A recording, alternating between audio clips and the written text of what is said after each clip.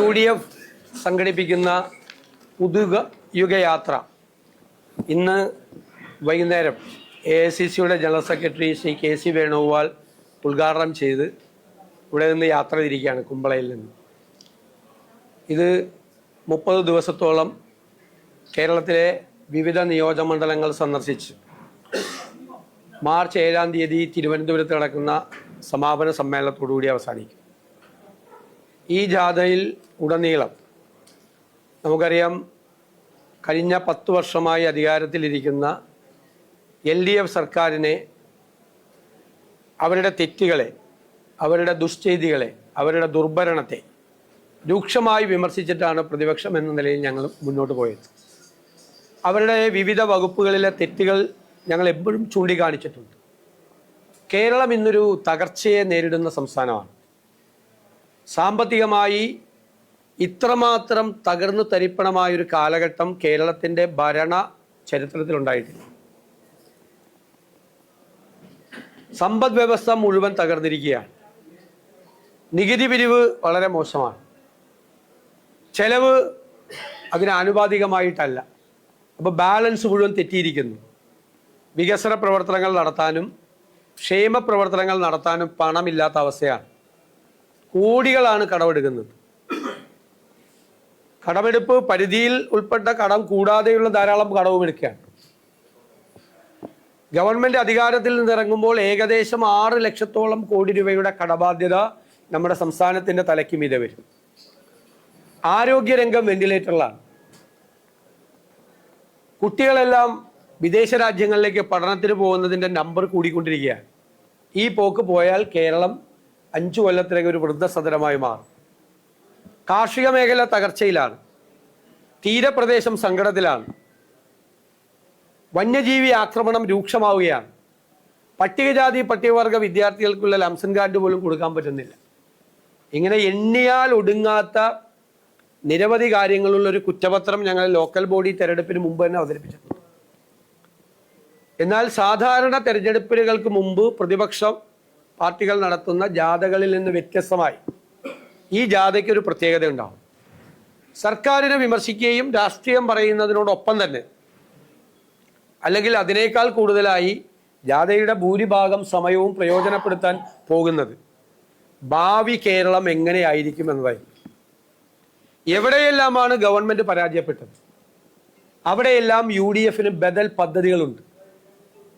വെറും പദ്ധതി പ്രഖ്യാപനമല്ല, അതിൽ വിശ്വാസ്യതയുള്ള വിദഗ്ധരായ ആളുകളുടെ സേവനം ഉപയോഗിച്ച് തയ്യാറാക്കിയ കൃത്യമായ വിഷ്വൽ ഡോക്യുമെൻ്റ് എല്ലാ പ്രധാനപ്പെട്ട വിഷയങ്ങളിലും ഞങ്ങൾക്കുണ്ട്. കഴിഞ്ഞ 2 കൊല്ലമായി UDF നേതൃത്വവും വിവിധ സെക്ടറുകളിലുള്ള വൈദഗ്ധ്യം നേടിയവരുമായി നിരന്തരമായി നടത്തുന്ന സമ്പർക്കങ്ങൾ, കൂടിക്കാഴ്ചകൾ, ഞങ്ങൾ നടത്തിയ കോൺക്ലേവുകൾ, ഇതിൻ്റെ എല്ലാം ഒരു ഫൈനൽ ഔട്ട്കം എന്ന് പറയുന്നത് കേരളത്തെ സംബന്ധിച്ചുള്ള ദീർഘവീക്ഷണത്തോടു കൂടിയ നിരവധി കാര്യങ്ങളാണ് വിവിധ വകുപ്പുകളിൽ നടത്താൻ പോകുന്നത്. കേരളം ഇതുവരെ കാണാത്ത കേരളത്തിൻ്റെ പ്രത്യേകതകളെയും സവിശേഷതകളെയും സ്വീകരിച്ചുകൊണ്ട് ഇവിടെ നടത്താൻ പോകുന്ന സ്വപ്നതുല്യമായ പദ്ധതികളുടെ പ്രഖ്യാപനം പല ഘട്ടങ്ങളിലായി ഈ ജാഥ തിരുവനന്തപുരത്ത് എത്തുന്നതിന് മുൻപുണ്ടാവും. ഈ ജാഥയുടെ ഏറ്റവും വലിയ സവിശേഷത അതാണ്. 75% സമയവും ഈ ജാഥ ഭാവി കേരളം എങ്ങനെയായിരിക്കണം എന്നതിനെക്കുറിച്ച് ചർച്ച നടത്താൻ വേണ്ടിയിട്ടാണ്. അടിസ്ഥാനപരമായ മാറ്റം നമ്മുടെ സംസ്ഥാനത്ത് എല്ലാ രംഗങ്ങളിലും ഉണ്ടാവും. തൊഴിലവസരങ്ങൾ ഉണ്ടാകും, ആരോഗ്യരംഗത്ത് മാറ്റമുണ്ടാകും, വിദ്യാഭ്യാസ രംഗത്ത് മാറ്റമുണ്ടാകും. ആരോഗ്യ വിദ്യാഭ്യാസ കാര്യങ്ങളിൽ വിദേശ രാജ്യങ്ങളിൽ നിന്ന് പോലും ആളുകൾ വരുന്ന ഡെസ്റ്റിനേഷൻ പോയിന്റാക്കി കേരളത്തെ മാറ്റാൻ വേണ്ടിയിട്ടുള്ള സമഗ്രമായ പദ്ധതികളാണ് ആവിഷ്കരിച്ചിട്ടുള്ളത്. അതേ അവസരത്തിൽ മതേതരത്വത്തിന് വേണ്ടിയിട്ടുള്ള വിട്ടുവീഴ്ചയില്ലാത്ത നിലപാട്, ഒരു വിട്ടുവീഴ്ചയില്ല, നോ കോംപ്രമൈസ്. തെരഞ്ഞെടുപ്പ് ജയിക്കുന്നതിനേക്കാൾ ഉപരിയായി ഞങ്ങളുടെ ഫസ്റ്റ് പ്രയോറിറ്റി, ആദ്യത്തെ പരിഗണന വർഗീയതയെ കേരളത്തിൽ കുഴിച്ചു മൂടുക എന്നത് തന്നെയാണ്. ഒരു വിട്ടുവീഴ്ചയില്ല. ഒറ്റക്കെട്ടായി നിന്നുകൊണ്ട് കേരളത്തിൻ്റെ മനസാക്ഷിയെ വിശ്വാസത്തിലെടുത്തുകൊണ്ട് ആ വർഗീയതയ്ക്കെതിരായിട്ടുള്ള പോരാട്ടം കൂടി ഈ ജാഥയുടെ പ്രചരണ വിഷയമാണ്. ഗവൺമെൻറ് ചെയ്ത കൊള്ളകൾ, ശബരിമലയിലെ ഉൾപ്പെടെയുള്ള കൊള്ളകൾ, പ്രതികൾ ഇപ്പോൾ കൂളായി സ്റ്റാറ്റ്യൂട്ടറി ജാമ്യം നേടി പുറത്തിറക്കുന്ന അവസ്ഥ ഉൾപ്പെടെയുള്ള സാഹചര്യങ്ങൾ തീർച്ചയായും ഈ തെരഞ്ഞെടുപ്പിൽ ചർച്ച ചെയ്യപ്പെടും. പുതുയുഗ യാത്ര എന്നതുകൊണ്ട് ഞങ്ങൾ ഉദ്ദേശിക്കുന്നത് ഒരു യുഗത്തിൻ്റെ അവസാനമായി, കേരളത്തിലെ കമ്മ്യൂണിസ്റ്റ് ഭരണത്തിന് അവസാനമായി ഒരു പുതിയ ഈറ, ഒരു പുതിയ യുഗം കേരളത്തിൽ ആരംഭിക്കുകയാണ്. ഈ സംസ്ഥാനത്തെ എല്ലാ വിഭാഗം ജനങ്ങൾക്കും വേണ്ടി, വരാനിരിക്കുന്ന തലമുറകൾക്ക് വേണ്ടി കഠിനാധ്വാനം ചെയ്യുന്ന നിശ്ചയദാർഢ്യത്തോടു കൂടി കൃത്യമായ പദ്ധതികളുമായി അടിസ്ഥാനപരമായ മാറ്റം കേരളത്തിലെ എല്ലാ രംഗങ്ങളിലും വരുത്താൻ കഴിയുമെന്നുള്ള ആത്മവിശ്വാസം കൈമുതലാക്കിക്കൊണ്ട് അതിനാവശ്യമായ പരിചയ സമ്പത്തും ലോകരാജ്യങ്ങളിലുള്ള ഓരോ രംഗത്ത് പ്രവർത്തിക്കുന്ന മലയാളികളായ ആളുകളുടെ വൈദഗ്ധ്യം മുഴുവൻ അതിനുവേണ്ടി പ്രയോജനപ്പെടുത്താൻ കഴിയുന്ന, കേരളത്തിൽ തന്നെ സംരംഭങ്ങൾ തുടങ്ങാൻ കഴിയുന്ന, കേരളത്തിൽ തന്നെ നിരവധി തൊഴിലവസരങ്ങൾ ഉണ്ടാക്കാൻ കഴിയുന്ന, കോഴ്സുകൾ തേടി, പ്രോഗ്രാമുകൾ തേടി വിദേശത്തേക്ക് പോകേണ്ട അവസ്ഥയില്ലാത്ത, ഇന്റർനാഷണൽ റെക്കഗ്നിഷനുള്ള, അംഗീകാരമുള്ള നല്ല പ്രോഗ്രാമുകളും ഇവിടെ കേരളത്തിൽ ആരംഭിക്കാൻ വിദ്യാഭ്യാസ രംഗത്ത് നമുക്ക് കഴിയും. കൃത്യമായ ഗൈഡൻസ്, വ്യവസായ സംരംഭങ്ങൾ തുടങ്ങുന്നവർക്ക്, ഇടത്തരം ചെറുകിട വ്യവസായ സംരംഭങ്ങൾക്കെല്ലാം തുടങ്ങുന്ന തരത്തിലുള്ള പ്രോജക്റ്റുകൾ, അതിനുള്ള ഗൈഡൻസ്, അതിനുള്ള സപ്പോർട്ട്, ഫിനാൻഷ്യൽ സപ്പോർട്ട്, സാമ്പത്തിക സഹായം ഉൾപ്പെടെയുള്ള ബഹുമുഖമായ പദ്ധതികളായിരിക്കും ഈ ദിവസങ്ങളിൽ പ്രഖ്യാപിക്കപ്പെടാൻ പോകുന്നത്. ഞാൻ കോമൺ ആയിട്ടാണ്, ജനറൽ ആയിട്ടാണ് ഇവിടെ പറയുന്നത്. ഓരോ ജില്ലകളിലും ചെല്ലുമ്പോൾ വളരെ പ്രധാനപ്പെട്ട പദ്ധതികൾ, അതേ അവസരത്തിൽ ഓരോ ജില്ലകളിലെയും പ്രധാനപ്പെട്ട പ്രശ്നങ്ങൾ, ജനങ്ങളുടെ പ്രശ്നങ്ങൾ, ജനകീയ പ്രശ്നങ്ങൾ, അവരുമായി ഞങ്ങൾ ആശയവിനിമയം നടത്തുന്നുണ്ട്. ഞങ്ങൾ പൗരപ്രമുഖരെ അല്ല ക്ഷണിക്കുന്നത്. ഞങ്ങൾ സങ്കടങ്ങൾ കൊണ്ട്, പ്രയാസങ്ങൾ കൊണ്ട് ജീവിതത്തിൻ്റെ രണ്ടറ്റവും കൂട്ടിമുട്ടിക്കാൻ ബുദ്ധിമുട്ടുന്ന ഏറ്റവും സാധാരണക്കാരായ മനുഷ്യരെ റെപ്രസെൻ്റ് ചെയ്ത് അവരെ പ്രതിനിധീകരിച്ച് വരുന്ന ആളുകളുമായിട്ടാണ് UDF സംഘം കൂടിക്കാഴ്ച നടത്തുന്നത്. എല്ലാ ജില്ലകളിലും അത് ക്ഷണിച്ചിട്ടുണ്ട്. ഞങ്ങൾ അവരോട് വരാൻ പറഞ്ഞിട്ടുണ്ട്. പലരും ഇങ്ങോട്ട് താല്പര്യം പ്രകടിപ്പിച്ചിട്ടുണ്ട്. അവരുടെ സങ്കടങ്ങൾ കേട്ട് അതിന് പരിഹാരമുണ്ടാക്കാൻ വേണ്ടിയിട്ടുള്ള കഠിനമായ പരിശ്രമം കൂടി ഞങ്ങളുടെ ഭാഗത്ത് നിന്ന് ഉണ്ടാകും. ഈ പുതുയുഗയാത്ര കേരള രാഷ്ട്രീയത്തിലും കേരളത്തിലെ ഭരണരംഗത്തും സമഗ്രമായ മാറ്റങ്ങൾ വരുത്തുന്ന ഒരു പുതിയ യുഗപ്പിറവിക്ക് തുടക്കം കുറിക്കും എന്നാണ് ഞങ്ങളുടെ പ്രത്യാശ. ഈ പുതുയുഗയാത്രയായതുകൊണ്ട് തന്നെ പുതിയ കക്ഷികൾ മുന്നിലേക്ക് വരാനുള്ള സാധ്യതകളാണ്. അതുപോലെ ഇന്ന് ജോസഫ് ഗ്രൂപ്പിനെ അങ്ങോട്ട് സ്വാഗതം ചെയ്തിട്ടുണ്ട്. ഇല്ല, അതൊക്കെ അവർക്ക് ചെയ്യാലോ. അതൊക്കെ അങ്ങോട്ടും ഇങ്ങോട്ടൊക്കെ എന്തെല്ലാം വേണ്ടി പറയാം. അതിൻ്റെയൊക്കെ അവരൊക്കെ എത്തി നിൽക്കുന്ന അവസ്ഥ എന്താണെന്ന് അവർ തന്നെ ആത്മപരിശോധന നടത്തട്ടെ. ഞങ്ങളൊരു അപ്പുറത്ത് നിൽക്കുന്ന ഒരു കക്ഷികളെയൊന്നും ഞങ്ങളാരെയും ഇങ്ങോട്ട് ക്ഷണിച്ചിട്ടില്ല. ഞാൻ പറയല്ലോ, ഒരുപാട് മാറ്റങ്ങളുണ്ടാവും, ഒരുപാട് മാറ്റങ്ങൾ. ഞാൻ ഒന്നുകൂടി ആവർത്തിക്കുന്നു, ഇന്നത്തെ UDF എന്ന് പറയുന്നത് കുറേ രാഷ്ട്രീയ പാർട്ടികളുടെ ഒരു കോൺഫെഡറേഷൻ മാത്രമല്ല. 2005 മുതൽ ഞങ്ങളെ വിട്ടുപിരിഞ്ഞു പോയ നിരവധി സാമൂഹ്യ ഘടകങ്ങൾ ഉൾപ്പെടെ, വ്യക്തികൾ ഉൾപ്പെടെ, ഇൻഫ്ലുവൻസേഴ്സ് ഉൾപ്പെടെ, ഒപ്പീനിയൻ മേക്കേഴ്സ് ഉൾപ്പെടെ, ഇടതുപക്ഷ സഹയാത്രികർ ഉൾപ്പെടെയുള്ള, കമ്മ്യൂണിസ്റ്റ് പാർട്ടിയുടെ കൂടെ എന്നും നിന്നിട്ടുള്ള നിരവധി വ്യക്തികൾ ഉൾപ്പെടെയുള്ള വലിയ ഒരു ബ്രോഡർ, വിശാലമായ ഒരു പൊളിറ്റിക്കൽ പ്ലാറ്റ്ഫോമാണ്. ഞാനിത് തെരഞ്ഞെടുപ്പിന് മുമ്പ് ഞങ്ങളെല്ലാവരും ഇത് പറഞ്ഞതാണ്. അന്ന് പലരും വിശ്വസിച്ചില്ല. തെരഞ്ഞെടുപ്പ് വിജയത്തിൻ്റെ അടിത്തറ പോലും ആ വിശാലമായ പൊളിറ്റിക്കൽ പ്ലാറ്റ്ഫോം എന്നുള്ള ഞങ്ങളുടെ ആശയം. ഒരുപാട് ആളുകൾ പല കാലങ്ങളിലായി 2001 സമഗ്രമായ വിജയത്തിന് ശേഷം പല കാരണങ്ങൾ കൊണ്ട് കൊഴിഞ്ഞു പോയ ആളുകളെല്ലാം തിരിച്ചെത്തിയിട്ടുണ്ട്. അതുകൊണ്ടാണ് 2001 വലിയ ഒരു വിജയം നമ്മൾ പ്രതീക്ഷിക്കുന്നത്. ഈ ജാഥയിൽ പ്രതിപക്ഷ ഉപനേതാവ് ശ്രീ PK കുഞ്ഞാലിക്കുട്ടി സാഹിബ് ഉണ്ടാവും. ജാഥ അംഗങ്ങൾ മുസ്ലിം ലീഗിൻ്റെ സംസ്ഥാന സെക്രട്ടറി ശ്രീ PMA സലാം, കേരള കോൺഗ്രസ് നേതാവ് Shri Mons Joseph MLA, MP മാരായ ശ്രീ ബെന്നി ബഹനാൻ, ശ്രീ NK പ്രേമചന്ദ്രൻ, ശ്രീ VK ശ്രീകണ്ഠൻ, അതുപോലെ MLA മാരായ Shri PK Basheer, Shri Anoop Jacob, Shri Mani C Kappan, അതുപോലെ ശ്രീമതി ഷാനിമോൾ, ശ്രീ രാജൻ ബാബു എന്നിവരുണ്ടാവും ജാഥയിലെ അംഗങ്ങളായി. സമയത്തൊക്കെ സ്വർണ്ണക്കൊള്ള വിഷയം പ്രതിപക്ഷം വലിയ രീതിയിൽ ഉയർത്തിക്കാണിക്കുന്നു. ഈ ജാഥയിലുടനീളം സ്വർണ്ണക്കൊള്ള വിഷയം ഉയർത്തിക്കാണിക്കാൻ പോവുകയാണ്. ഇന്നിപ്പോ പുറത്തുവരുന്ന വിവരങ്ങൾ അനുസരിച്ച് അടൂർ പ്രകാശിനെ സംഘം ചോദ്യം അന്വേഷണം ആരംഭിക്കുന്നത്. ഇതിനെങ്ങനെയാണ് പ്രതിരോധിക്കുക? അല്ല, ഒരു പ്രതിരോധിക്കേണ്ട ആവശ്യമില്ലല്ലോ. അടൂർ പ്രകാശനെ ചോദ്യം ചെയ്ത മുഖ്യമന്ത്രിയും കൂടി ചോദ്യം ചെയ്യണം. അടൂർ പ്രകാശിന്റെ കാര്യം, അടൂർ പ്രകാശിന്റെ ഫോട്ടോ ഉണ്ണികൃഷ്ണൻ പോറ്റിയുടെ കയ്യിലുള്ള, ഉണ്ണികൃഷ്ണൻ പോറ്റിയായിട്ട് നിൽക്കുന്ന ഒരു ഫോട്ടോ ഉണ്ടെന്നുള്ളതാണ്, വേറൊന്നുമില്ലല്ലോ. അടൂർ പ്രകാശായിട്ട് ബന്ധം. മുഖ്യമന്ത്രിയുടെ കൂടെയും ഉണ്ണികൃഷ്ണൻ പോറ്റി നിൽക്കുന്നുണ്ട്. ആരെങ്കിലും കൂടെ ഫോട്ടോ എടുത്തിട്ടുണ്ടെങ്കിൽ അവരെ ചോദ്യം ചെയ്യണമെങ്കിൽ മുഖ്യമന്ത്രിയും ചോദ്യം ചെയ്യട്ടെ. ഞങ്ങൾക്കൊരു വിരോധമില്ല ചോദ്യം ചെയ്തുകൊണ്ട്. അതുകൊണ്ട് എന്താ, അതൊക്കെ CPM നേതാക്കളെ രക്ഷപ്പെടുത്താൻ വേണ്ടിയിട്ടുള്ള ശ്രമമാണ്. എൻ്റെ അടൂർ പ്രകാശാണ് സ്വർണം കവർന്നത്. സ്വർണം കവർന്നത് 2019 CPM കേരളം ഭരിക്കുമ്പോൾ, ഇടതുപക്ഷം കേരളം ഭരിക്കുമ്പോൾ അവർ നിയമിച്ച ദേവസ്വം ബോർഡ്, ദേവസ്വം മന്ത്രിയുടെ അനുവാദത്തോടുകൂടി, അറിവോടുകൂടി ചെയ്ത സ്വർണ്ണ കവർച്ചയാണ്. ആരൊക്കെ ജയിലിൽ പോയത്? അറിയപ്പെടുന്ന CPM നേതാക്കളെല്ലാം ജയിലിൽ പോയി. ദേവസ്വം ബോർഡ് പ്രസിഡന്റുമാർ ജയിലിൽ പോയി. ദേവസ്വം ബോർഡ് അംഗങ്ങൾ ജയിലിൽ പോയി. അറിയപ്പെടുന്ന CPM നേതാക്കളാണ് ജയിലിൽ പോയത്. അല്ലാതെ ഒരാളും ഇതുമായി ബന്ധപ്പെട്ടില്ല. കോടതി വളരെ വ്യക്തമാണല്ലോ. 2019 ഇതുണ്ടായത്. അതിനുശേഷം ഇതാരും പുറത്തറിഞ്ഞില്ല എന്ന് കണ്ടപ്പോൾ 2024 ഫേക്ക് അർജൻസി ഉണ്ടാക്കി, വ്യാജമായ അർജൻസി ഉണ്ടാക്കി വീണ്ടും ഇത് സ്വർണം പൂശാൻ കൊണ്ടുപോയി എന്നുള്ള ഗുരുതരമായ ആരോപണം കൂടി ഉന്നയിച്ചത് കോടതിയാണ്. അപ്പൊ ഒന്നാം പിണറായി സർക്കാരും രണ്ടാം പിണറായി സർക്കാരിന്റെയും കാലത്തുണ്ടായ ദേവസ്വം ബോർഡുകളാണ് ഈ സ്വർണ്ണ കവർച്ചയ്ക്ക് നേതൃത്വം കൊടുത്തതെന്ന് ക്ലിയർ ആണ്. ഇനി അവർക്ക് എന്തെങ്കിലും തെളിവുകളോ എന്തെങ്കിലും അറിവോ ശേഖരിക്കണമെങ്കിൽ ആരെ വേണമെങ്കിലും വിളിച്ചോട്ടെ. എന്നെ വിളിച്ചാൽ ഞാനും പോവും, ഒരു കുഴപ്പമില്ല. എന്തിനാ ചർച്ച ചെയ്യണത്? ഡിമാൻഡാണ്, ചർച്ചയല്ലല്ലോ. ചർച്ചയൊക്കെ കഴിഞ്ഞു. ഡിമാൻഡാണ്. എന്താണ് ഞങ്ങളുടെ ഡിമാൻഡ്? ഇപ്പോഴത്തെ ദേവസ്വം മന്ത്രി രാജിവെക്കണം.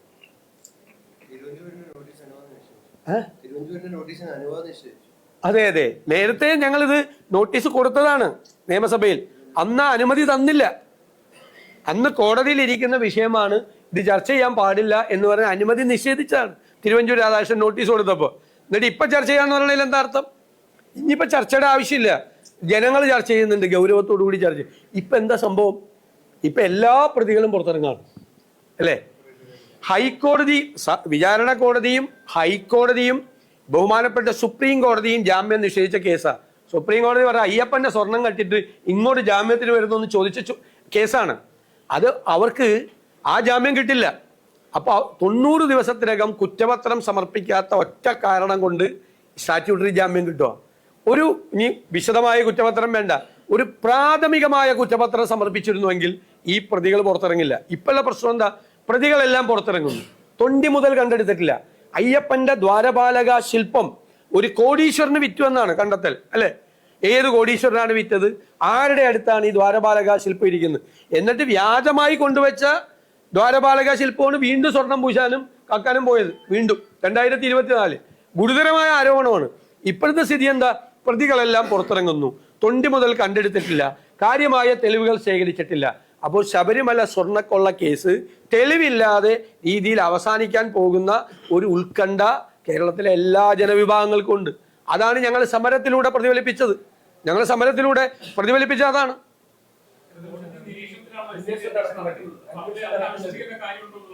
അല്ല, കോടതി തന്നെ, വേറെ കോടതി തന്നെ പറഞ്ഞല്ലോ, ഈ SITയുടെ അന്വേഷണത്തിൽ ലാക്സിറ്റി ഉണ്ട്, മന്ദതയുണ്ട്, കുറവുകളുണ്ട്. വേണ്ടപ്പെട്ട ആളുകളെ വേണ്ട രീതിയിൽ സമയത്ത് അറസ്റ്റ് ചെയ്തിട്ടില്ല, അന്വേഷണം പോകുന്നില്ല എന്ന് ഹൈക്കോടതിയുടെ തന്നെ ഒരു സിംഗിൾ ബെഞ്ച് പറഞ്ഞിട്ടുണ്ട്. ഒരാൾ ചോദിക്കേ ഹൈക്കോടതിയുടെ മേൽനോട്ടത്തിലാണ്. മുഴുവൻ സമയവും അന്വേഷണ പുരോഗതി സീൽ വെച്ച കവറിൽ ഹൈക്കോടതിയിൽ സമർപ്പിക്കുന്നത്. അപ്പൊ കഴിഞ്ഞ ദിവസം പ്രതിപക്ഷ നേതാവും അതോടൊപ്പം തന്നെ KPCC പ്രസിഡന്റ് പറഞ്ഞത് ഈ അന്വേഷണത്തിൽ വിശ്വാസമില്ല എന്നാണ്. യഥാർത്ഥത്തിൽ കോടതിയുടെ മേൽനോട്ടത്തിൽ നടക്കുന്ന അന്വേഷണത്തെ അല്ലേ തള്ളിപ്പറയുന്നത്? അല്ല, ഞങ്ങൾ നേരത്തെ പറഞ്ഞിട്ടില്ലല്ലോ അത്. ഞങ്ങൾ പറഞ്ഞത് SITയിൽ ഞങ്ങൾക്ക് വിശ്വാസമുണ്ട്, അന്വേഷണം പോട്ടെ, കോടതിയുടെ നിയന്ത്രണത്തിലാണെന്നോ. ഇപ്പോഴാണ്, അന്ന് ഞങ്ങളൊരു ആരോപണം ഉന്നയിച്ചിരുന്നു, മുഖ്യമന്ത്രിയുടെ ഓഫീസിന്റെയും മുഖ്യമന്ത്രിയുടെയും സമ്മർദ്ദം. ഇവരെല്ലാം ആഭ്യന്തര വകുപ്പിന്റെ കീഴിലുള്ള ഉദ്യോഗസ്ഥന്മാരാണ്. ഇവരുടെ മീതെ ഭയങ്കരമായ സമ്മർദ്ദം ഉണ്ട് എന്ന് ഞങ്ങൾ തെരഞ്ഞെടുപ്പ് കാലത്ത് പറഞ്ഞു. തെരഞ്ഞെടുപ്പ് കാലത്ത് അന്വേഷണത്തിൽ മന്ദതയുണ്ടായി എന്ന് പ്രതിപക്ഷം ആരോപിച്ചു. അപ്പോഴും ഈ മറുപടി പറഞ്ഞു, കോടതിയുടെ കീഴിലാണ്. പക്ഷേ ഹൈക്കോടതിയുടെ തന്നെ ഒരു ബെഞ്ച് ആ കാലഘട്ടത്തിൽ, ഈ അന്വേഷണ കാലഘട്ടത്തിൽ മന്ദത ഉണ്ടായി, അന്വേഷിച്ചിട്ടില്ല എന്ന് പറഞ്ഞിട്ടുണ്ട്. പിന്നെ ഞാൻ ചോദിക്കട്ടെ, ഞാൻ ചോദിച്ചോട്ടെ അല്ലല്ല ചോദിക്കട്ടെ, ഞാൻ ചോദിക്കട്ടെ, ഏത് ഡിവിഷൻ ബെഞ്ചായാലും അല്ല ആയിക്കോട്ടെ ഞാൻ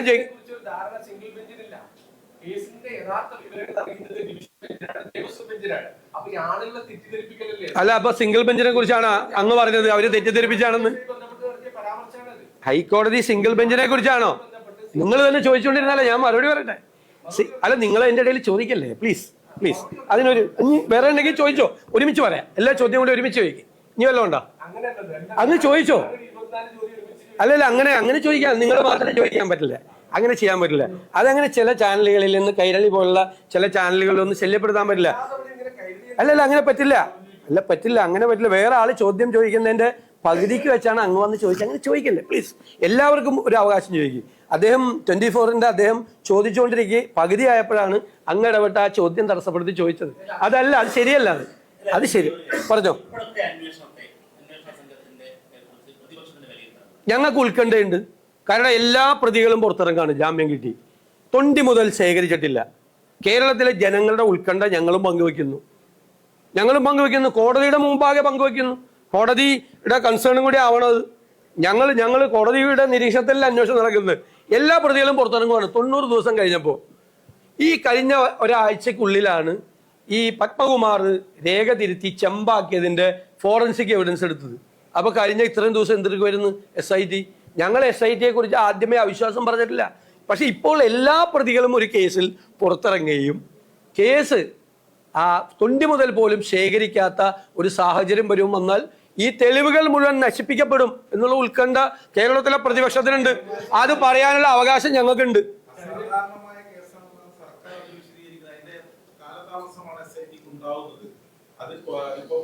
ദേവസ്വം ബെഞ്ച് തന്നെ അത് ചൂണ്ടിക്കാണിച്ചിട്ടുണ്ട്.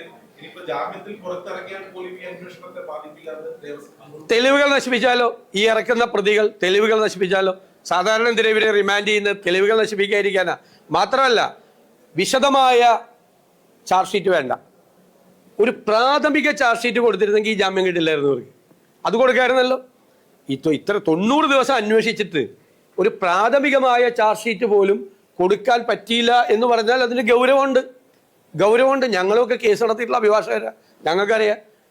അത് ഗൗരവമുണ്ട്. അതിൻ്റെ 90 ദിവസമായിട്ട് പ്രാഥമികമായ ഒരു ചാർജ് ഷീറ്റ് കൊടുക്കാൻ അവർക്ക് പറ്റിയിട്ടില്ല. അത് ഗൗരവമാണ്. ഇവരെല്ലാം പുറത്തിറങ്ങി കഴിഞ്ഞാൽ ഈ തെളിവുകൾ ബാക്കിയുണ്ടാവും. അതാണ് ജാമ്യം കിട്ടാനുള്ള അവസരം ഉണ്ടാക്കുകയാണ്. അകത്ത് കിടക്കുന്ന എല്ലാ CPM-കാരും പുറത്തിറങ്ങാൻ വേണ്ടിയിട്ടുള്ള അവസരം ഉണ്ടാക്കുകയാണ്. മാത്രമല്ല ഈ അന്വേഷണം മറ്റു വ്യക്തികളിലേക്ക് കൂടി പോകുന്നില്ല. എത്ര പ്രാവശ്യം കോടതി പ്രഷർ ചെലുത്തിയ പിന്നെയാണ് എല്ലാ ദേവസ്വം ബോർഡ് അംഗങ്ങളെ അറസ്റ്റ് ചെയ്തത്? എന്തുകൊണ്ട് നിങ്ങൾ SITയോട് എത്ര പ്രാവശ്യം കോടതി ചോദിച്ചു, എന്തുകൊണ്ട് നിങ്ങൾ ദേവസ്വം ബോർഡ് അംഗങ്ങളെ അറസ്റ്റ് ചെയ്യുന്നില്ല എന്ന് പറഞ്ഞപ്പോൾ ഒരംഗത്തെ അറസ്റ്റ് ചെയ്തു, മറ്റൊരംഗത്തെ അറസ്റ്റ് ചെയ്യുന്നില്ല. ആരാ സംരക്ഷിച്ചത്? ഇതൊക്കെ അല്ലല്ല അത് കോടതി പറഞ്ഞല്ലോ. കോടതി പറയില്ല അറസ്റ്റെങ്കിലും രേഖപ്പെടുത്തിട്ട് എന്ന് ചോദിച്ചല്ലോ. ഹൈക്കോടതി തന്നെ പറഞ്ഞു എന്തുകൊണ്ടാണ് അറസ്റ്റ് ചെയ്യാത്തത്, എന്തുകൊണ്ടാണ് ആളെ അറസ്റ്റ് ചെയ്യാത്തത്? ദേവസ്വം ബോർഡിന്റെ അംഗങ്ങളെ എല്ലാവരെയും അറസ്റ്റ് ചെയ്യണമെന്ന് കോടതി പറഞ്ഞിട്ടും എത്രയോ ദിവസം കഴിഞ്ഞാണ് ചെയ്തത്. അറസ്റ്റ് ചെയ്യാതിരിക്കാൻ വേണ്ടി എത്ര പ്രാവശ്യം നോക്കി? തെരഞ്ഞെടുപ്പ് കാലത്ത് വേറൊരു കോടതി തന്നെ ഇത് നിരീക്ഷിച്ചിട്ട് പറഞ്ഞല്ലോ, തെരഞ്ഞെടുപ്പ് കാലത്ത് മന്ദതയുണ്ടായി അന്വേഷണത്തിന് എന്ന് പറഞ്ഞല്ലേ, ഹൈക്കോടതി തന്നെ പറഞ്ഞല്ലോ.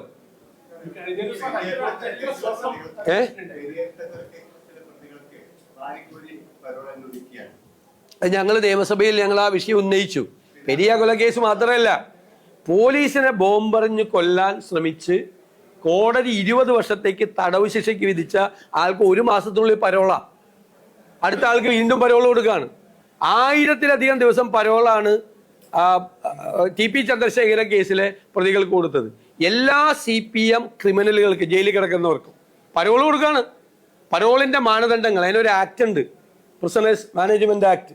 ആ ആക്ടിലെ പ്രൊവിഷൻസ് വരെ ലംഘിച്ചുകൊണ്ട് എങ്ങനെയെല്ലാം സാഹചര്യത്തിൽ ആണ് പരോൾ കൊടുക്കേണ്ടതെന്നുണ്ട്, അതെല്ലാം ലംഘിച്ചുകൊണ്ട് കൊടുക്കുകയാണ്. 1000-ലധികം ദിവസം, 3 കൊല്ലത്തിലധികം പുറത്താ. ഇവരെ കുറിച്ച് പരാതിയും വന്ന് ഇവര് പുറത്തു വന്നിട്ട് പല ഷെയ്ഡി ഏർപ്പാടുകളും ചെയ്യുന്നു. പിന്നെ ഒരു DIG എല്ലാവരുടെ അടുത്ത് കാശ് മേടിക്കുക, എല്ലാവരുടെ അടുത്ത് കാശ് മേടിച്ചിട്ട് പരോൾ കൊടുക്കുക. TP ചന്ദ്രശേഖര കേസിലെ പ്രതികൾ വരെ 1,80,000 രൂപ DIGക്ക് പൈസ കൊടുത്തതായിട്ട് ഉണ്ട്. എന്നിട്ട് പരോൾ മേടിക്കുക. എന്താണ് നടക്കുന്ന പോലീസിലും ജയിലിലും? ക്രിമിനൽ കേസിലെ പ്രതികളുടെ കയ്യിലേക്ക് ഇത്രയും പൈസ എങ്ങനെ വന്നു? 1,80,000 രൂപ TP ചന്ദ്രശേഖര കൊലക്കേസിലെ പ്രതിയുടെ കയ്യിൽ അയച്ചു കൊടുക്കാൻ എവിടെ നിന്ന് പണം ഉണ്ടായി? എവിടെ നിന്നാണ് ഇത്രയും പണം ഉണ്ടായത്? അപ്പൊ ക്രിമിനലുകൾക്ക് കുട പിടിച്ചു കൊടുക്കുകയാണ്.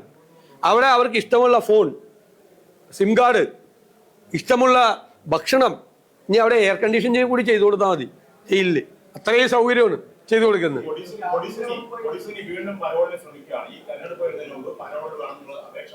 ആ മാത്രമല്ല, ഈ തെരഞ്ഞെടുപ്പ് കാലത്ത് ഈ ക്രിമിനലുകളെല്ലാം പുറത്തിറക്കുന്നത് വലിയ അപകടം ഉണ്ടാകും. വലിയ ഗൗരവമുള്ളൊരു കാര്യമാണ് ക്രിമിനലുകൾക്ക് CPM പരോൾ കൊടുക്കുന്നത്. ഞങ്ങൾ ശക്തിയായ എതിർക്കുക. അതാണ് നിയമസഭയിൽ കൊണ്ടുവന്ന് എതിർത്തത്. ഒരു പോലീസിനെ ബോംബെറിഞ്ഞ് കൊല്ലാൻ ശ്രമിച്ച കേസിലെ പ്രതിക്ക് 1 മാസം ആകുന്നതിന് മുമ്പ് പരോൾ കൊടുക്കുക എന്ന് പറഞ്ഞാൽ, പോലീസിന്റെ മന്ത്രിയല്ലേ, ആഭ്യന്തര വകുപ്പിന്റെ ചുമതലയുള്ള മന്ത്രി.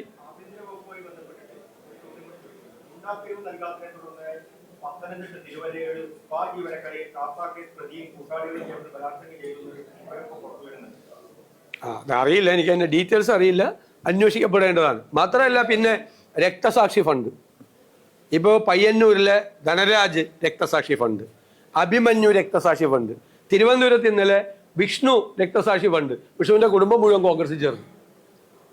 ഇത് വലിയ പാർട്ടിക്കാരാണ്. എന്താണ് ഈ രക്തസാക്ഷികളുടെ പേരിൽ പണം പിരിച്ചിട്ട് അത് അടിച്ചു മാറ്റുക. അടിച്ചു മാറ്റിയയാൾക്ക് നടപടി എടുത്തു ആദ്യം, പിന്നെ അയാൾക്ക് ട്രിപ്പിൾ പ്രൊമോഷൻ കൊടുത്ത് CITU ജില്ലാ സെക്രട്ടറി ആക്കിയ ഒരു മന്ത്രി മുൻകൈ എടുത്തിട്ട് ആ ആരോപണം ഉന്നയിച്ചിട്ടാണ് ആ കുടുംബം പോണ്. രക്തസാക്ഷികളുടെ പേരിൽ ലക്ഷക്കണക്കിന് രൂപ പിരിച്ച് ആ പൈസ അടിച്ചു മാറ്റുന്ന സ്ഥിതിയിലേക്ക് CPM ഇങ്ങനെ തരം താഴണോ? ഗൗരവമുള്ള കേസല്ലേ? ആ രക്തസാക്ഷിയുടെ അനുജനൊക്കെ വന്ന് സംസാരിച്ചത് കേട്ട് കഴിഞ്ഞാൽ എന്താണ് പയ്യന്നൂരിലുണ്ടായത്? ഇതേ സംഭവമല്ലേ? എന്നിട്ട് അവർക്കെതിരായിട്ട് വധഭീഷണിയാണ്. പാർട്ടിയുടെ തെറ്റായ നയങ്ങൾ ചൂണ്ടിക്കാണിക്കുന്ന ആളുകൾക്കെതിരായി വധഭീഷണിയാണ്. ക്രിമിനലുകൾ ഇറങ്ങി പ്രകടനം നടത്തുവാണ്. കണ്ടീഷണലായിട്ട് പരോളിൽ ഇറങ്ങുന്ന ക്രിമിനൽ കേസിലെ പ്രതി എങ്ങനെയാണ് CPMന്റെ പ്രകടനത്തിൽ പങ്കെടുക്കുന്നത്? എന്തും നടക്കാമെന്നുള്ള സ്ഥിതിയിലേക്ക് കേരളം പോവുക. അത് സമ്മതിക്കില്ല.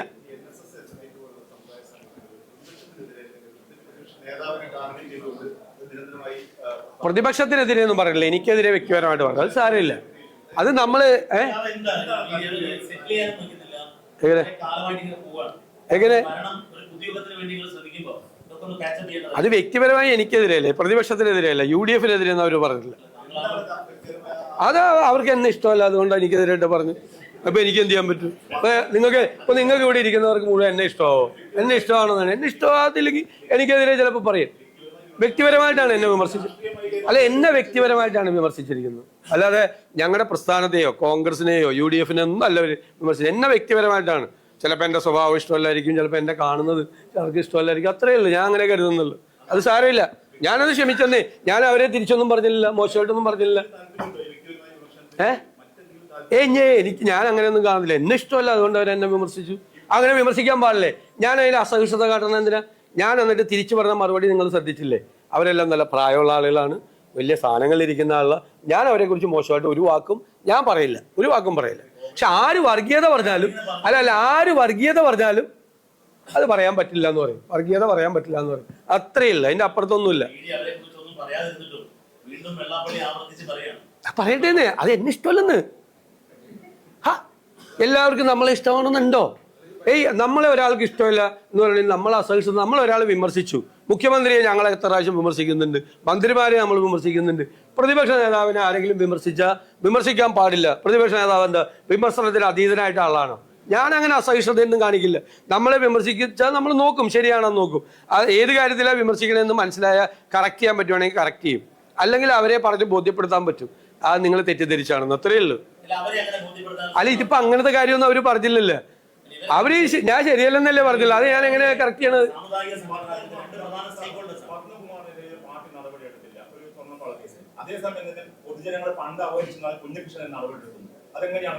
അതാണ് വൈരുദ്ധ്യവും വിരോധാഭാസം എന്നൊക്കെ പറയുന്നത്. അയ്യപ്പന്റെ സ്വർണം കൊള്ളയടിച്ച് ജയിലിൽ കിടക്കുന്ന പ്രതികൾക്കെതിരായിട്ട് ഒരു അച്ചടക്ക നടപടിയില്ല. രക്തസാക്ഷി ഫണ്ട് പാർട്ടി നേതാക്കന്മാര് കട്ട് എടുത്തു എന്ന് ആരോപണം ഉന്നയിച്ച പാർട്ടി നേതാവിനെതിരായി നടപടി. ഇതാണ് ഇന്നത്തെ CPM. ഇതാണ് വൈരുദ്ധ്യാത്മക ഭൗതികവാദം. CPM അറിയുള്ളൂ, അത് കറക്റ്റായിട്ട് CPM അറിയുള്ളൂ. ആണ് ഇപ്പോഴത്തെ അതാണ് വൈരുദ്ധ്യാത്മകമാണ് സംഭവം. ഇത് പറഞ്ഞു കഴിഞ്ഞാൽ മറ്റെടുത്ത് കട്ടെടുത്ത് നടപടി എടുക്കുന്നില്ല, കട്ടത് വിമർശിച്ച. പണ്ട് ഏതാണ്ട് LDFന്റെ ഒരു പ്രകടന പത്രിക പണ്ട് ഞാൻ വായിച്ചപ്പോൾ വിസിൽ ബ്ലോവേഴ്സിന് സംരക്ഷണം കൊടുക്കുന്നുണ്ട്. അതായത് ഈ വലിയ കളവുകളും കൊള്ളയൊക്കെ നടന്നത് പുറത്തറിയിക്കുന്ന ആളെയാണ് വിസിൽ ബ്ലോവർ എന്ന് പറയുന്നത്. ശരിക്കും കുഞ്ഞികൃഷ്ണൻ ഒരു വിസിൽ ബ്ലോവറാണ്. കാരണം അവിടെ നടന്നൊരു കൊള്ള പുറത്തു കൊണ്ടുവന്ന ആളാ. വിസിൽ ബ്ലോവറിന് സംരക്ഷണമല്ല, കടക്ക് പുറത്താണ് വിസിൽ ബ്ലോവർ. ആരാ? അത് കോൺഗ്രസ് ഹൈക്കമാൻഡ് ദേശീയ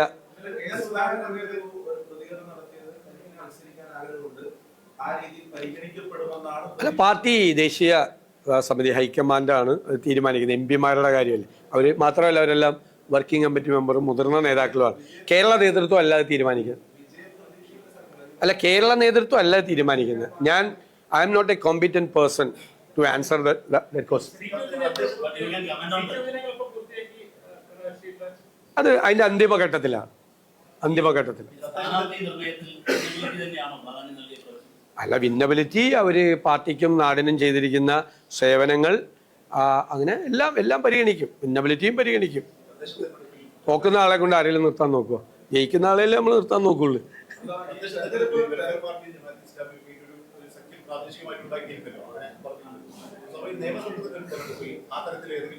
അല്ല, അവര് ഞങ്ങൾക്ക് പിന്തുണ പ്രഖ്യാപിച്ചിരുന്നു തെരഞ്ഞെടുപ്പിൽ. ആ പിന്തുണ അവർ ഇപ്രാവശ്യം നടത്തിയാലും ഞങ്ങൾ സ്വീകരിക്കും. അത്രേ ഉള്ളൂ.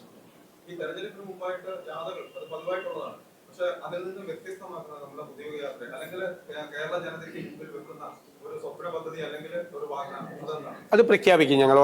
ഓരോ ഘട്ടത്തിലായിട്ട് പ്രഖ്യാപിക്കും. ഞാൻ ജനറൽ ആയിട്ടുള്ള കാര്യങ്ങളാണ് പറഞ്ഞത്. ഇത് ഓരോന്നോരോന്നായിട്ട് പല സ്ഥലങ്ങളിലായി ഈ ജാഥ കടന്നു പോകുന്ന സ്ഥലങ്ങളിൽ പ്രധാനപ്പെട്ട പദ്ധതികൾ പ്രഖ്യാപിക്കും. ജാഥ തീരുമ്പോഴേക്കും പ്രധാനപ്പെട്ട കാര്യങ്ങളെല്ലാം വരും.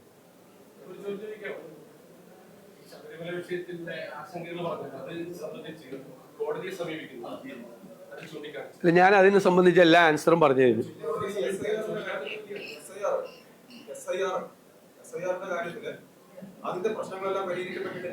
പൂർണ്ണമായി പരിഹരിക്കപ്പെട്ടിട്ടില്ല. വലിയ ഒരു കൺഫ്യൂഷൻ പല സ്ഥലത്തും ഉണ്ട്. ചില സ്ഥലത്ത് BLOമാര് ഇലക്ഷൻ കമ്മീഷൻ പറഞ്ഞ കാര്യങ്ങൾ ചെയ്യുന്നില്ല. ഞങ്ങൾ ഇതിന്റെ ഇറഗുലാരിറ്റീസ് മുഴുവൻ ഇലക്ഷൻ കമ്മീഷന്റെ ശ്രദ്ധയിൽപ്പെടുത്തിയിട്ടുണ്ട്. ഇലക്ഷൻ കമ്മീഷനും ജില്ലാ ഇലക്ടറൽ ഓഫീസർമാർ, ജില്ലാ കളക്ടർമാരും അവരെ ഞങ്ങൾ ബന്ധപ്പെടുന്നുണ്ട്. അവർ വേണ്ട ഡയറക്ഷൻ കൊടുത്തിട്ടുണ്ടെങ്കിലും പല സ്ഥലത്ത് ഇപ്പോൾ ലോജിക്കൽ ഡിസ്ക്രിപ്പൻസീസ് വന്ന ആളുകളെ ഹിയറിങ്ങിന് വിളിക്കാതെ അവിടെ വീടുകളിൽ പോയി തിരുത്തണമെന്നാണ്. പല BLOമാർ അത് ചെയ്യുന്നില്ല. കുറേ പേര് നന്നായി ചെയ്യുന്നുണ്ട്. നമ്മളിപ്പോൾ BLOമാരെ കുറ്റപ്പെടുത്താൻ പറ്റില്ല. അവർക്ക് അമിതമായ ജോലിഭാരമാണ്. കുറേ ആളുകൾ ചെയ്യുന്നുണ്ട്, കുറേ ആളുകൾ ചെയ്യുന്നില്ല. അപ്പോൾ ചെയ്യാത്ത സ്ഥലങ്ങൾ എവിടെയാണ് എന്ന് അന്വേഷിച്ച് അതിന് പരിഹാരം ഉണ്ടാക്കാനുള്ള ഒരു സംവിധാനം കൂടി ഇലക്ഷൻ കമ്മീഷൻ ഉണ്ടാക്കണം. ഇല്ലെങ്കിൽ അർഹതയുള്ള വോട്ടർമാർ പുറത്തു പോകാൻ പാടില്ല. അതാണ് ഞങ്ങളുടെ നിലപാട്.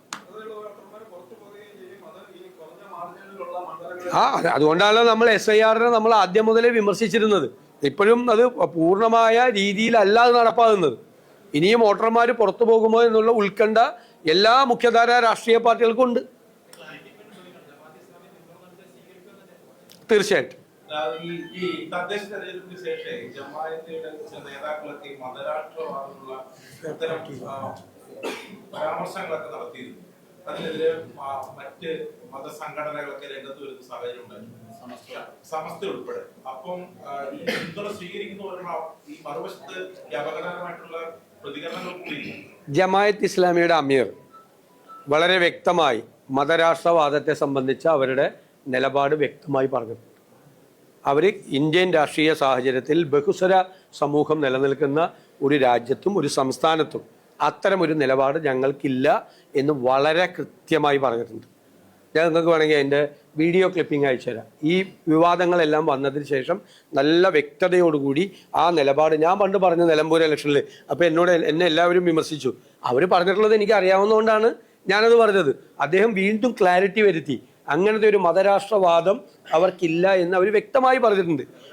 പിന്നെ ഇതൊക്കെ പറഞ്ഞാലും 40 വർഷം 4 പതിറ്റാണ്ട് കാലം ഇതൊക്കെ ഉപേക്ഷിക്കാത്ത കാലത്ത്, ഈ വാദം അവർക്കുള്ള കാലത്ത് അവർ CPMന്റെ കൂടെയായിരുന്നു. ഞാൻ 5-6 തെരഞ്ഞെടുപ്പിൽ മത്സരിച്ചിട്ട് എനിക്കെല്ലാം എതിരായിരുന്നു അവർ. അപ്പോൾ ഒന്നും ആർക്കും ഒരു കുഴപ്പമുണ്ടായില്ല. CPM-ന്റെ കൂടെ നിൽക്കുമ്പോൾ അവർ മതേതരവാദികൾ, CPM-നെ വിട്ടു കഴിഞ്ഞാൽ പിന്നെ വർഗീയവാദികൾ. ആ നിലപാടിനോട് ഞങ്ങൾക്ക് യോജിപ്പില്ല. അവർക്കിപ്പോൾ ക്ലാരിറ്റി ഉണ്ട്. ഞാൻ പറഞ്ഞല്ലോ, അവർ വളരെ വ്യക്തമായിട്ട് ഞങ്ങളുടെ നിലപാട് ഇതാണെന്ന് പറഞ്ഞിട്ടുണ്ട്. ആ നിലപാട് ഉപേക്ഷിച്ച ആളുകളെ ഞങ്ങൾ പിന്തുണച്ച നല്ല ക്ലാരിറ്റിയോടുകൂടി അവർ പറഞ്ഞിട്ടുണ്ട്. വളരെ ക്ലാരിറ്റിയോടുകൂടി അവർ പറഞ്ഞിട്ടുണ്ട്. ഞാൻ പിണറായി വിജയൻ പണ്ട് പറഞ്ഞതുപോലെ ഒന്നും ഞാൻ പറയുന്നില്ല. അവരെ സ്വീകരിച്ചുകൊണ്ട് അദ്ദേഹം പറഞ്ഞ വാക്കുകളൊന്നും ഞാൻ പറയുന്നില്ല. മുഖ്യമന്ത്രിയുടെ പ്രസ്താവനയുടെ വീഡിയോ ക്ലിപ്പിംഗ് എൻ്റെ കയ്യിലുണ്ട്. ദേശാഭിമാനിയുടെ എഡിറ്റോറിയലുണ്ട്.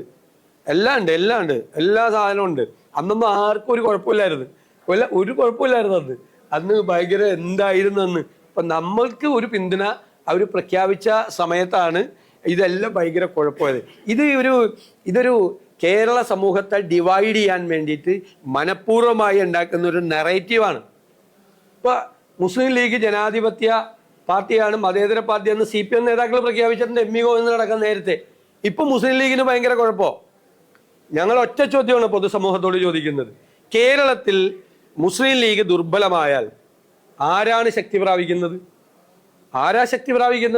മുസ്ലിം ലീഗ് ആരോടാണ് ഫൈറ്റ് ചെയ്യുന്നത്? മുസ്ലിം ലീഗ് ആരാണ്? തീവ്ര പക്ഷ നിലപാടുള്ള ആളുകളോടാണ് ലീഗ് ഫൈറ്റ് ചെയ്യുന്നത്. ലീഗ് ദുർബലമായാൽ, ലീഗ് തകർന്നാൽ ആരാണ് ആ സ്പേസ് കൈകടത്താൻ പോകുന്നത്? അതാണ് കേരളത്തിലെ പൊതുസമൂഹത്തോട് ഇന്ത്യൻ നാഷണൽ കോൺഗ്രസിന്റെയും UDF-ന്റെയും ചോദ്യം. അതാണ് ഞങ്ങൾ ചേർത്ത് പിടിച്ചിരിക്കുന്നത്. മനസ്സിലായോ?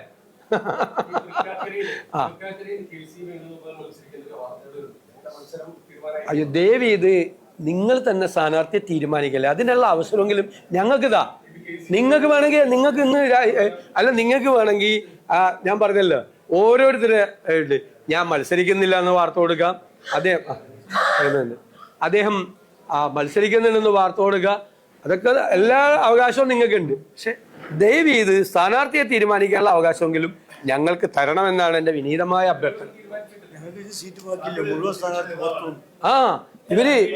ഇപ്പൊ മുസ്ലിം ലീഗ് സ്ഥാനാർത്ഥിയെ തീരുമാനിച്ചിട്ടില്ല, ഒരു പ്രോസസ്സ് നടന്നിട്ടില്ല.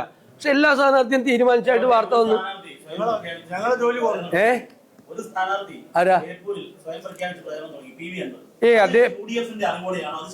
അദ്ദേഹം ആ സ്ഥാനാർത്ഥിത്വം പ്രഖ്യാപിച്ചിട്ടുമില്ല. ഞങ്ങൾ UDF-ന്റെ സീറ്റ് വിഭജനം പൂർത്തിയാക്കിയത് പ്രഖ്യാപിച്ചിട്ടുമില്ല. അദ്ദേഹം ഒന്നും തെരഞ്ഞെടുപ്പ് പ്രചരണം നടത്തുന്നില്ല.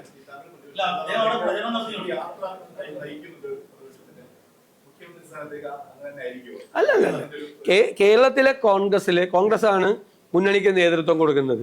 UDF വിജയിച്ചു വന്നാൽ കോൺഗ്രസിന്റെ മുഖ്യമന്ത്രി ആയിരിക്കും കേരളത്തിൽ. അത് കോൺഗ്രസ് നേതൃത്വം പരമ്പരാഗതമായ ചില രീതികളുണ്ട്. നിയമസഭാ കക്ഷി നേതാവിനെ തിരഞ്ഞെടുക്കാൻ ആ നിയമസഭാ കക്ഷി നേതാവിനെ അപ്പോൾ തിരഞ്ഞെടുക്കും. അത് മനസ്സിലായി? അതാണ് അതിന്റെ പ്രൊസീജിയർ. അത് നിങ്ങൾക്ക് അറിയാലോ. ഒരിക്കലും അത് പ്രഖ്യാപിച്ചിട്ടല്ലല്ലോ അങ്ങനെ ഇറങ്ങുന്നത്. അല്ലല്ല അങ്ങനെ അല്ല. അതെല്ലാം ഞങ്ങളെല്ലാം തമ്മിൽ, കോൺഗ്രസിന്റെ നേതാക്കൾ തമ്മിൽ എല്ലാവരും ധാരണയുണ്ട്. ഞങ്ങളുടെ എല്ലാവരുടെയും മുഖ്യ ലക്ഷ്യം അധികാരത്തിൽ തിളക്കമാർന്ന വിജയത്തോടു കൂടി UDF-നെ തിരിച്ചുകൊണ്ടുവരാണ്. ഞങ്ങളെല്ലാവരും ഒരുമിച്ച് വർക്ക് ചെയ്ത് അതിൻ്റെ കൂടെ ടീം UDF ആയി നിന്നുകൊണ്ട് 100-ലധികം സീറ്റുമായി കേരളത്തിലെ UDF അധികാരത്തിലേക്ക് തിരിച്ചു വരിക തന്നെ ചെയ്യും.